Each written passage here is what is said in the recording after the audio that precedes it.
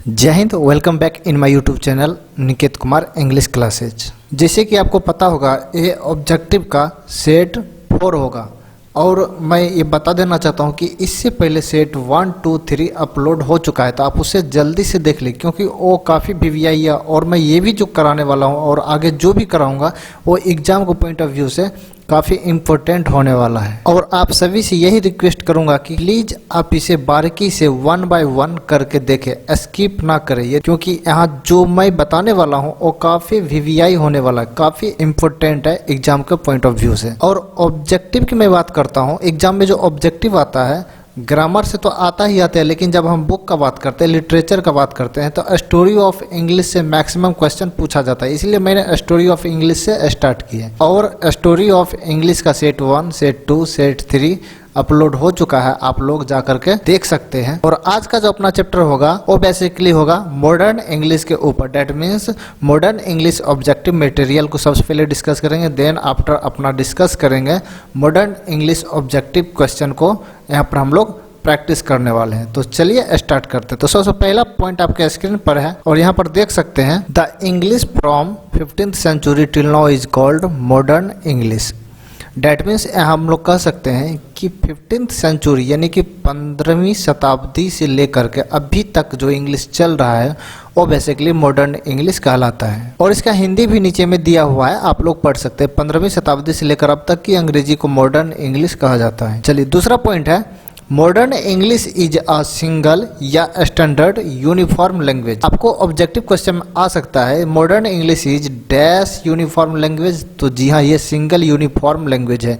और मैं इससे पहले बता देना चाहता हूँ, इससे पहले जो मिडिल इंग्लिश और ओल्ड इंग्लिश था वो डायलेक्टिकल लैंग्वेज था, बिकॉज उसमें डायलेक्ट्स था। जैसे कि ओल्ड इंग्लिश में आपका 4 डायलेक्ट्स था और मिडिल इंग्लिश में 5 डायलेक्ट्स था, बट मॉडर्न इंग्लिश में एक भी डायलेक्ट नहीं है, इसलिए इसको सिंगल यूनिफॉर्म लैंग्वेज कहा जाता है। चलिए तीसरा पॉइंट है, modern English established standard forms of English spelling and pronunciation.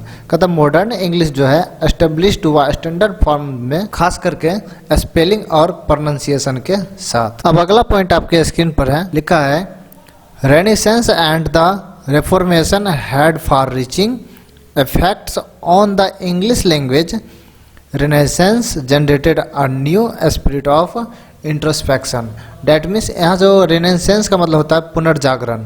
कहता पुनर्जागरण और सुधार का अंग्रेजी भाषा पर दूरगामी प्रभाव पड़ा। फिर से कहता है पुनर्जागरण ने आत्मनिरीक्षण, आत्मनिरीक्षण का मतलब होता है जिसको हम लोग आत्मदर्शन कहते हैं, कि एक नई भावना उत्पन्न की। देखिए ये पॉइंट को है ना आपको याद रखना ही पड़ेगा क्योंकि ये पॉइंट काफ़ी वीवीआई है।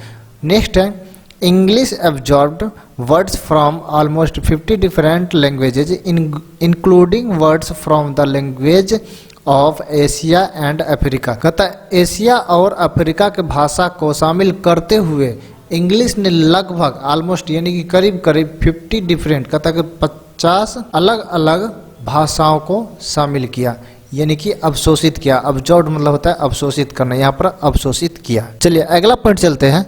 नेक्स्ट पॉइंट आपके स्क्रीन पर है, कहता है कि well known literary work of this period. कहता है कि इस पीरियड में जो सबसे प्रसिद्ध काम हुआ है उसको हम लोग थोड़ा वर्णन कर लेते हैं। देखिए सबसे पहले ए साइड अपना ऑथर का नाम जानेंगे, देन अपना उसका वर्क्स यानी कि ऑथर और उसने कौन सा काम किया यानी कि क्या लिखे।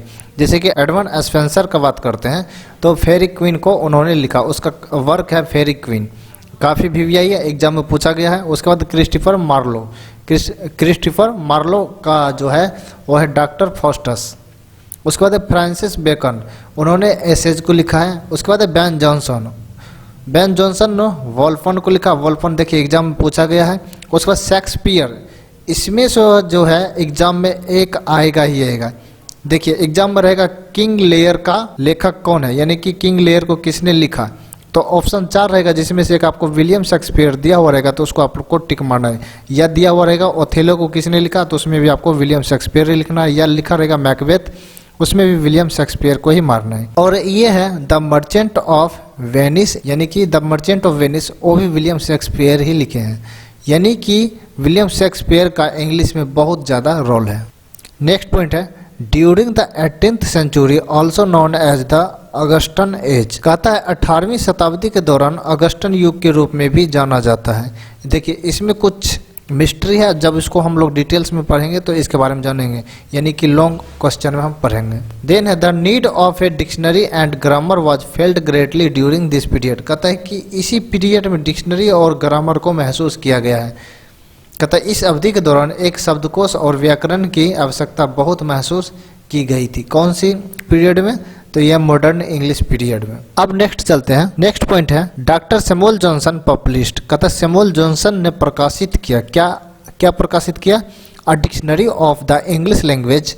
कहता है इंग्लिश लैंग्वेज एक डिक्शनरी पब्लिश किया इन 1755 ईस्वी में, which content over 40,000 words and there meaning. कहता है कि जो 40,000 शब्द से भी ऊपर उन्होंने कंटेंट किया, शामिल किया, और उसका मीनिंग भी। कहता है वहाँ के जो प्यूरिस्ट लोग थे उन्होंने जो विदेश से वर्ड्स उसमें शामिल होता था उस पर उन्होंने आपत्ति जताया था, लेकिन कोई प्रभाव पड़ा नहीं और विदेशी वर्ड उसमें शामिल हो ही गया। अब यहाँ पर है some of grammar books of 18th century. कहता है 18वीं शताब्दी में कुछ ग्रामर का बुक्स है और किसने लिखा है यहाँ पर दिया हुआ है। ये उतना वीवीआई नहीं है, एग्जाम को पॉइंट ऑफ व्यू से अभी तक पूछा भी नहीं गया है। अगर ये पूछ सकता है तो आप लोग इसे स्क्रीनशॉट लेके याद कर सकते हैं। चलिए इसको छोड़ता हूँ, नेक्स्ट चलता हूँ। अब यहाँ पर after 18th century the English language started living the source of England. कहता है कि जब 18वीं शताब्दी हो गया उसके बाद जो है इंग्लिश लैंग्वेज स्टार्टेड लिविंग, यानी कि कहता है कि इंग्लैंड का सोर्स छोड़ना शुरू किया। डेट मीन्स वो फैलने लगा, यानी कि पूरे विश्व में इंग्लिश फैलने लगा। तो ये अपना रहा मॉडर्न इंग्लिश। अब चलिए इससे रिलेटेड हम लोग ऑब्जेक्टिव्स कर लेते हैं। अब यहाँ देख रहे हैं आप लोग मॉडर्न इंग्लिश ऑब्जेक्टिव प्रैक्टिस का क्वेश्चन दिया हुआ है और 3 क्वेश्चन आपके स्क्रीन पर यहाँ पर लगा हुआ है। तो सबसे पहला क्वेश्चन को हम लोग डिस्कस करते हैं। तो the first question is the period of modern English starts from. कहता है कि मॉडर्न इंग्लिश का जो पीरियड है कहाँ से स्टार्ट होता है। तो जी हाँ, आप लोग बहुत अच्छी तरीक़ा से जानते हैं वो 1500 ईस्वी से स्टार्ट होता है। तो the correct answer for this question is B, यानी कि बी यहाँ पर हो जाएगा आंसर। देन अगर हम सेकेंड क्वेश्चन का बात करते हैं तो लिखा हुआ है modern English is a dash language. तो मॉडर्न इंग्लिश क्या है? एक डायलेक्टिकल लैंग्वेज है, सिंगल यूनिफॉर्म लैंग्वेज है, लिटरेसी है और डार्क है।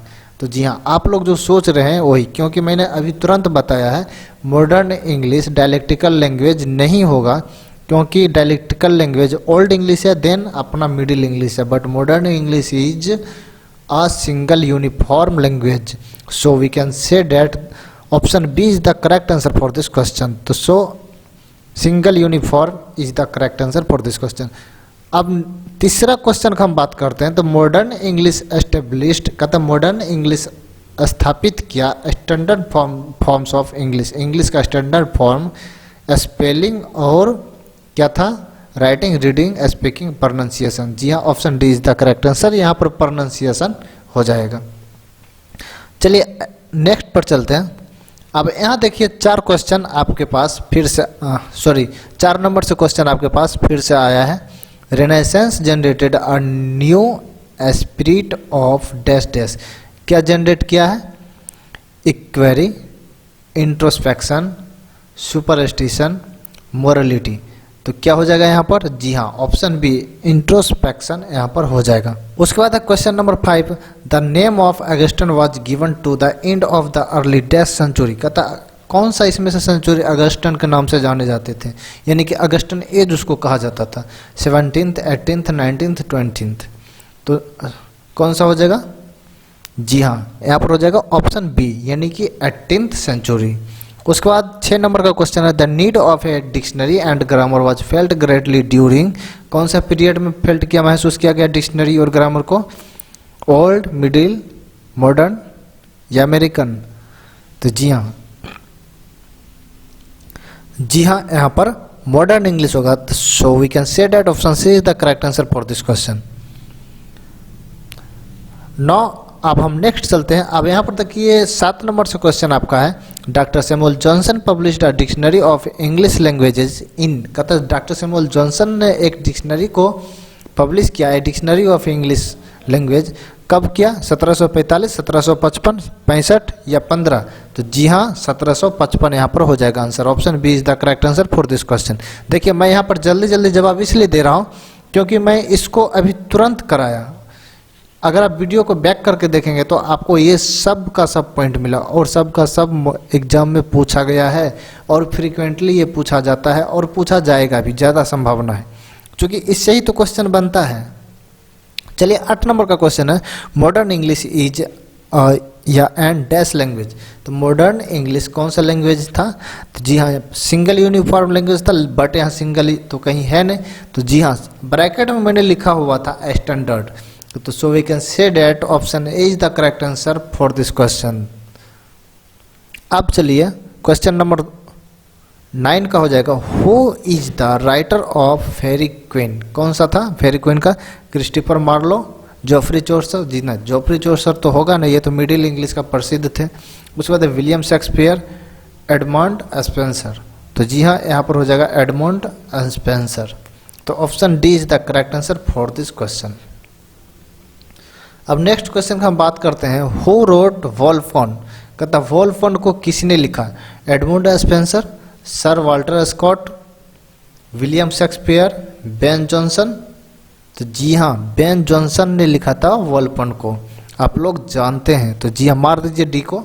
तो यहाँ पर हो जाएगा आपका डी ऑप्शन। तो आपका मॉडर्न इंग्लिश ऑब्जेक्टिव का इतना ही प्रैक्टिस, तो आपका मॉडर्न इंग्लिश ऑब्जेक्टिव का प्रैक्टिस यहाँ पर समाप्त होता हुआ। और एक बार फिर से आप लोग वीडियो को देख लें और मैं उम्मीद करता हूं कि आपको एक बार में याद हो जाएगा। तो चलिए यदि आपको वीडियो अच्छा लगा हो तो प्लीज़ सब्सक्राइब कर लीजिएगा, क्योंकि मैं फिर से वीडियो जो डालूंगा उसका नोटिफिकेशन आपके पास चला जाए और फिर से आप उस वीडियो को देखेंगे और एग्जाम में अच्छा मार्क्स लाएंगे। और लाइक करना तो बिल्कुल नहीं भूलेंगे। फिलहाल मिलते हैं, इतना तक, जय हिंद।